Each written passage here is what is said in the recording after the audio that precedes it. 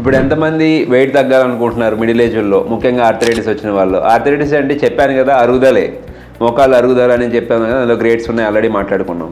So లో గ్రేడ్లో ఉన్నప్పుడు మీరు హెవీ వెయిట్ ఉన్నారు, మైండ్లో వచ్చింది, రైట్, ఫైన్, బాగానే ఉంది, వాకింగ్ చేయమన్నారు, లేదా వెయిట్ లాస్ అవ్వమన్నారు. వెయిట్ లాస్ అవ్వమంటే ఖచ్చితంగా మీకు ఫస్ట్ గుర్తొచ్చేది ఏంటి?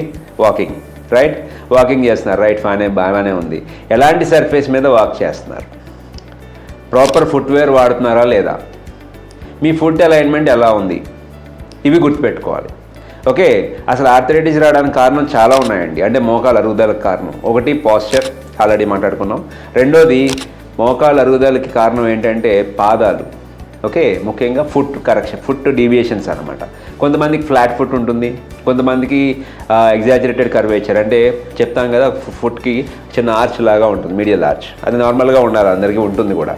కొంతమందిలో బై స్ట్రక్చర్ అంటే బై బర్త్ ఒకటి ఫ్లాట్ ఫుట్ ఉండొచ్చు, ఒకటి ఏంటంటే కంప్లీట్ ఆర్చ్ కూడా అబ్సెన్స్. ఒకటి యాక్టివ్ ఫ్లాట్ ఫుట్ అంటాం, ఒకటి వచ్చేసి ప్యాసివ్ ఫ్లాట్ ఫుట్ అంటాం.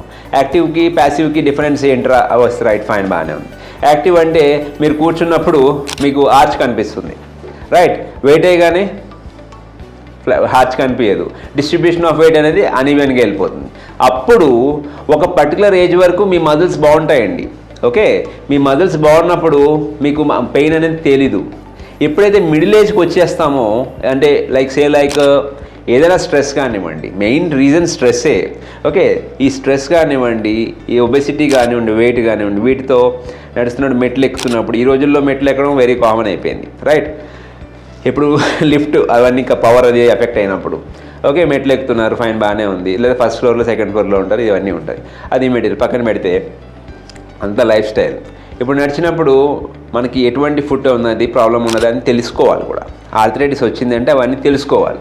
అవి తెలుసుకోకుండా మీరు వాకింగ్, వెయిట్ వేరింగ్ అంటే వెయిట్ తగ్గుదాము, అయితే జిమ్కి వెళ్దాము, థ్రెడ్మిల్ చేసేద్దాము. కొంతమంది థ్రెడ్మిల్, అయితే క్రాస్ ట్రైనర్స్, అయితే వాళ్ళ ఇష్టం, ఎలక్ట్రికల్ సైకిల్ అంట, క్రాస్ ట్రైనర్ అంటే ఎలక్ట్రికల్ సైకిల్. ఓకే, ఇలాంటివన్నీ కూడా చూస్ చేసుకుంటూ ఉంటారు. ఎందుకంటే దాన్ని ప్రాపర్గా డయాగ్నోస్ చేసుకోవడానికి కూడా వాళ్ళకి అయితే టైం ఉండదు. అదే ప్రాబ్లం, టైం లేదు. ఎప్పుడు రీప్లేస్మెంట్కి వెళ్ళిన తర్వాత బాధపడతారు. అఫ్కోర్స్ రీప్లేస్మెంట్ అంటే భయపడిపోవాల్సిన అవసరం ఏమీ లేదు, బట్ చెప్తున్నాను, ఆ పాయింట్కి వెళ్ళే ముందు జస్ట్ ఎలా కేర్ మెజర్స్ తీసుకోవాలి అవి ముఖ్యంగా తెలియాలి మనందరికీ కూడా.